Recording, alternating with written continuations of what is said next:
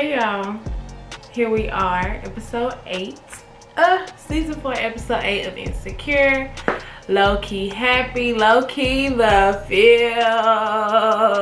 This episode gave me the feels, all the feels, all of my feelings the whole time. But let's jump into it. So we see that at the end of episode 7, Lawrence is on the phone like, hey, what's up? I want to holler at you. And it's your girl, Issa. And once I realized it was Issa, when I saw the preview, I was like, wow, this is going to be a good episode because they're both in such places in their lives that they can have conversation.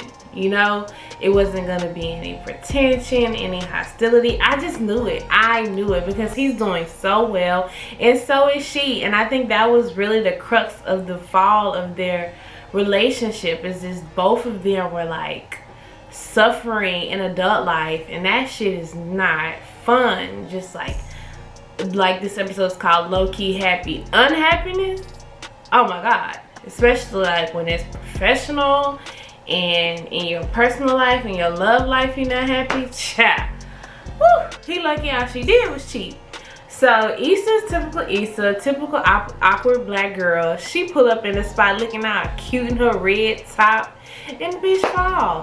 Like, sis, you know that's your worst fear though. Like being anywhere in front of an ex and you do something totally embarrassing, like fall and bust your goddamn face. Like, but she recovered. I feel like she stayed on the ground too long though. Like, girl, get up, everybody looking at you. But nonetheless, she recovers, and I think, you know, that was a good icebreaker because that's something that Lawrence knows. Issa, Lawrence knows she liable to fall on the floor and bust her face on the ground in front of everybody. He knows that about her. I think he loves that about her, like I do. She gets to the bar, he has her drink waiting. She and I are like, I'm a Prosecco girl too. I love the bubbly. But I don't never put hard liquor, like liquor in my Prosecco. It do enough for me. I'm a lightweight these days though. But she was like, no, I put vodka in my Prosecco now. Girl, I have taken a shot and then chased it with Prosecco. But I ain't never stirred them up, mixed them up, like fuck it, I need to say. Stirred them. I don't do that. He asked her about, first of all, before we get into that, would you meet up with an ex like that to like go converse and have drinks casually if he's like, I gotta tell you something? I don't know if I would. Like, I'm lying. If I loved him, if we were in a 5-year-long relationship, I would. Unless I had moved on to something super serious, like engaged, we about to have kids serious, I was still gonna meet up with him. But I probably wait an hour to text him back or something petty like that. But anyway, he's asking her about how the block party went. She was like, you know, it was dope, it almost killed me, but it was the shit. And she's right, it was so dope. It did almost kill her black ass, but it was the shit. And I just love that she's just on this high horse and she's feeling so empowered by it. That's something about accomplishing goals. Look, 2020, while it's been crazy, has been a goal accomplishing year for me. Like, and I ain't even throwing no big parties or no big community events. And I just know from my own experience that accomplishing shit just make you feel amazing. Even when it's small stuff, it just can change your whole perspective on life. So, I think this bar scene and them talking about how much they've changed, it's just like really, you know, the bar gets popping, right? The music is loud, the dude comes to interrupt them. It's symbolic of how much their lives have changed in the last year or so. It's like, you know, we're not even comfortable in the same spaces we used to entertain with one another. Like, you remember that nice restaurant we always wanted to go to? Let's go hang out there. Like, that's more their vibe. And I think that was very symbolic of just that personal change that they made in their lives and where they are now, and just how much more that would benefit them if they were in a relationship now. You know, they're not childish, unwilling to speak and communicate, unwilling to share feelings. Like, they've grown, they've progressed. That's he. And they're willing to, you know, not be jaded and have all the distractions of life hold them back from really talking to one another. I'm going too far. I'm getting too deep. I'm just getting too deep. That banter that they had when they left the first like bar, club scene place to go to the Latin restaurant, just like their vibe with each other, how much they, you know, are their comedic timing with one another, how they can create jokes out of thin air with each other. Like that Lawrence Issa vibe, y'all, when it's on, like they make an everything couple, okay? They get in the lift and they get an old lady lift driver. I don't know, with my ride share, I would say I do enjoy talking sometime, but like I'm not finna tell you all my business. And then he tells her he bought a ring, and she's like, wait a minute. And I kind of vaguely remember that from season 1, but I'm not sure. Y'all drop down in the comments and let me know if y'all remember him giving her a ring, or him purchasing a ring, not giving, because I know they didn't get that far. But if y'all remember Lawrence having a ring for Issa, when they get to the Latin spot and they're waiting on their table, you know, they have that whole discourse and they're like, we're putting it out there, we're gonna talk tonight, we're not walking on eggshells, we're gonna be upfront, we're gonna discuss the things we came here to discuss. Like, let's talk, you know. And I'm glad they got that out the way. Like, don't be in here pretending, trying to fake the phone, trying to be cute, trying to hold back. Like, let's talk about this shit. Like, there's no strings attached to this either, because we're not together, so we can be honest. Lawrence was killing the house tooth, and that's as far as I'm gonna go. But then house tooth was doing this not eat on Lawrence and that chocolate skin, okay? They get to the table and the little Amy Schumer little waitress, that's what she reminded me of, Amy Schumer. She's like, what can I get you guys started with? Girl, he got money. He got money. Spend it. Issa was like, I've been here before. I've been here before. I know what we can get. And she runs it down, but she also knows his taste. So she's able to order for them. And sometimes when you're in a relationship with like a manly man who's assertive and knows what he wants, it's cute to like let him sit back and let you do the work. Like, I know you, I know what you like. And I think Lawrence liked it. He was like, that was hot, that was dope, you did that. She even know how he take his whiskey neat. Yes ma'am, that's a very adult neat whiskey. Then Lawrence, they get to talking, and Lawrence is like, what would have happened if we stayed together? Y'all would have a baby like Tiffany and Eric and be married. That's what would have happened, but we don't know this. But if they stayed together, we wouldn't have gotten this great episode. So I just love the fact that they can talk about it. And Issa was very upfront, and so was he. I need to get on my nose. You know, she's like, I hated coming home to you. You were in such a horrible place. But he was in such a horrible place. And I don't know how many times I said this on my videos, y'all. Black men go through shit too. And that part of Lawrence's life was so low. He was like, he felt so bad about himself watching her get up and go to work every day, and he had nowhere to go. Dog. That's killing the man, his woman taking care of him. And she barely made it on a non-profit salary. She taking care of y'all, and she was like, she was driving around, not want to come home. She felt like he didn't even want to touch her. It was just so many barriers in between them that they couldn't get past because there was so much ego. But that's the cold part. Y'all ain't got shit. What is this ego about? You both were literally at the lowest points of your lives with the biggest egos and not being able to communicate. It's just, ugh. And then he wants to know specifically why Daniel. And like she was like, you know, it wasn't a why Daniel situation. It wouldn't have just been anybody.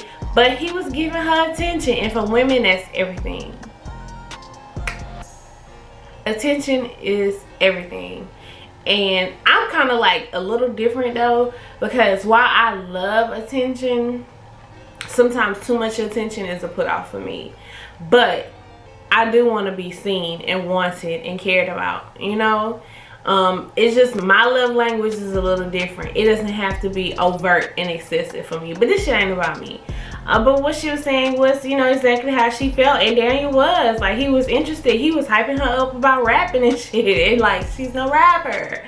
She's a bathroom mirror rapper.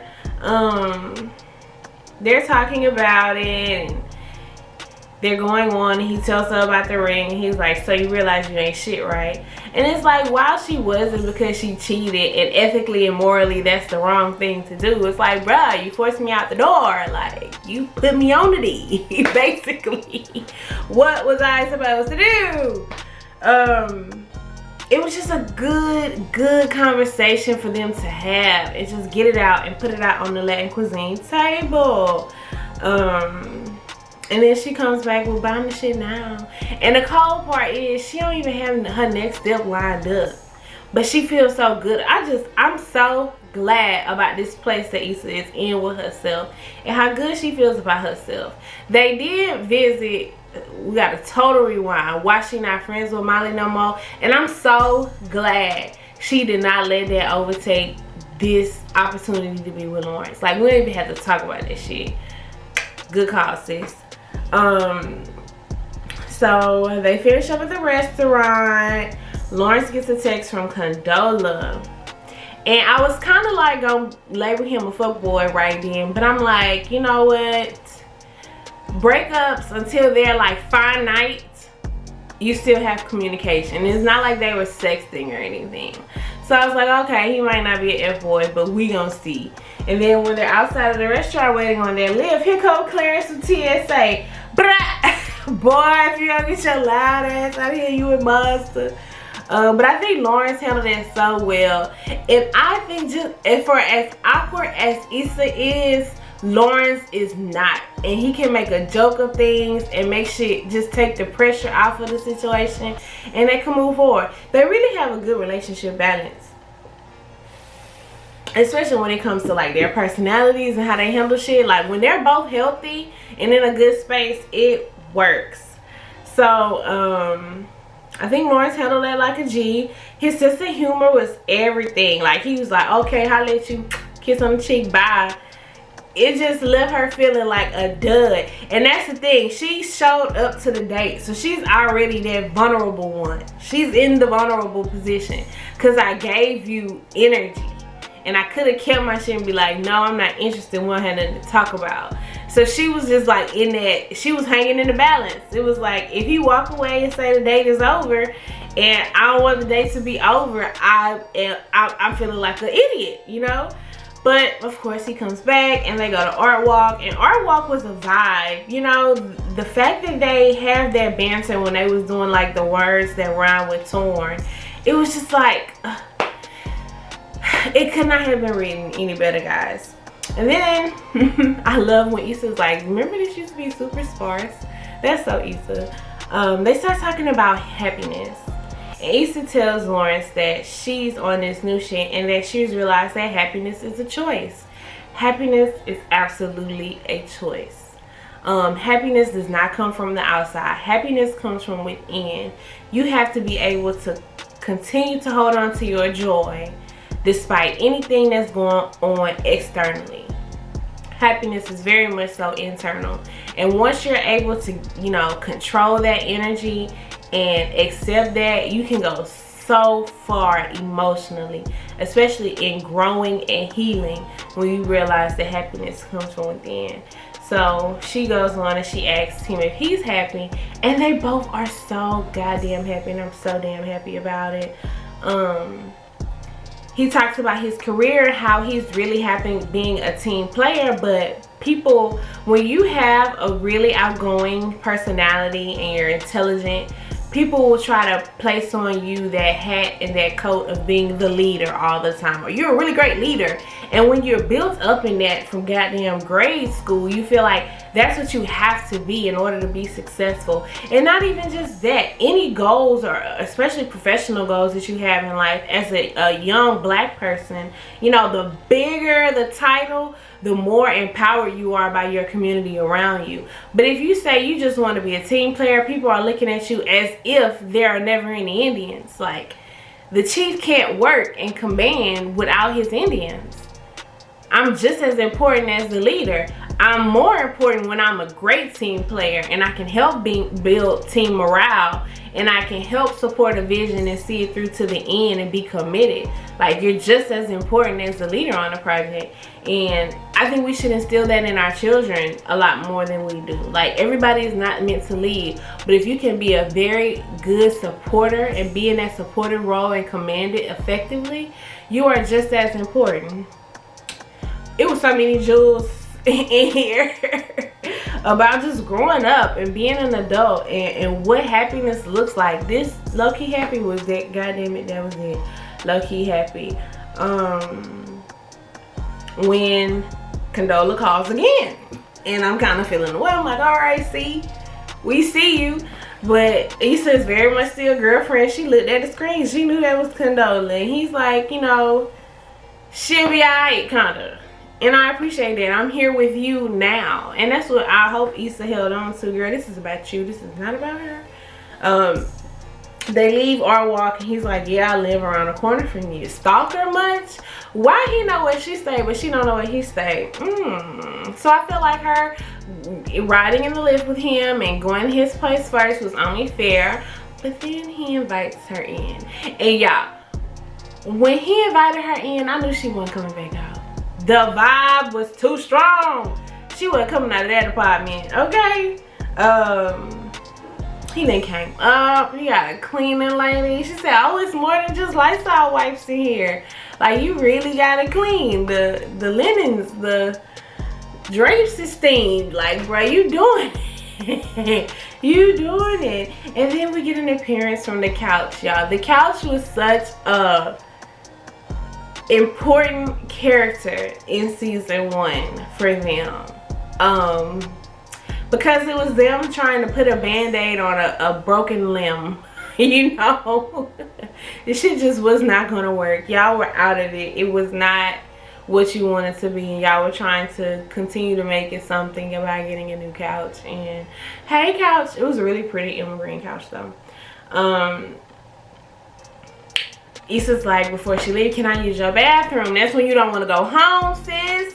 She didn't want to go home. Can I use your bathroom? If she stayed around the corner like that said, sis could have held it.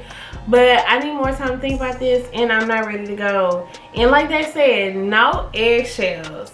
They had too good of a night. Even when she came back and he was outside talking to Condola, like, I'm not even thinking about that shit. Because we're here right now, and I ain't ready to go home. This night has been too good to the both of us. We need a nightcap. The kiss was it just gave very familiar. We've been in love before tease. And then here comes the sex scene. And y'all know I cringe at the insecure sex scenes because they be raw. But this one made me happy. This is a sex scene that I could smile at. I had to go, oh my God, what are they doing? I could actually watch it and be an adult and feel like I had to close my eyes.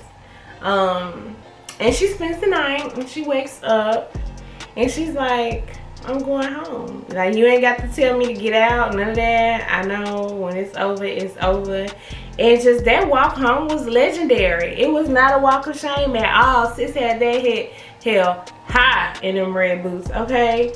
It was legendary. And I felt like she walked away like, if it works out and maybe we see each other again, great. But if not, like, I gave it 100%. I ain't just meet up, have a glass of Prosecco and go home. I ain't go out like no punk. Issa went out like a champion, okay? She said, look, I take it. I want it. I see it, I want it. And I want you, Lawrence. Y'all, the feels. Episode 8 gave me all the feels. I'm like, shit, that could have been the finale episode for me. Like, whoo, and the cliffhanger. Like, are they gonna be together next season? Like, this could have been it, but I'm so glad it's not. I'm so glad there are 2 more episodes. So we need to finish up with Miley and Issa, but just this focus on Issa and Lawrence, this is what we needed. Especially after that debacle that was Miley and Andrew and his family last week. Because that shit made me uncomfortable. That's what that episode should have been called, Low-Key Uncomfortable. Anyway, guys, that's the recap for this week. I thoroughly enjoyed. I hope you did too. We got 2 more episodes, y'all. So I will see you guys next Monday. Please be sure to like, share, and subscribe. And the growth and the views on these videos makes my heart happy. So if you're watching this, you just don't know how much joy you're giving this black girl. And I love you. Anyway, until next week, guys. I'll see you. Bye.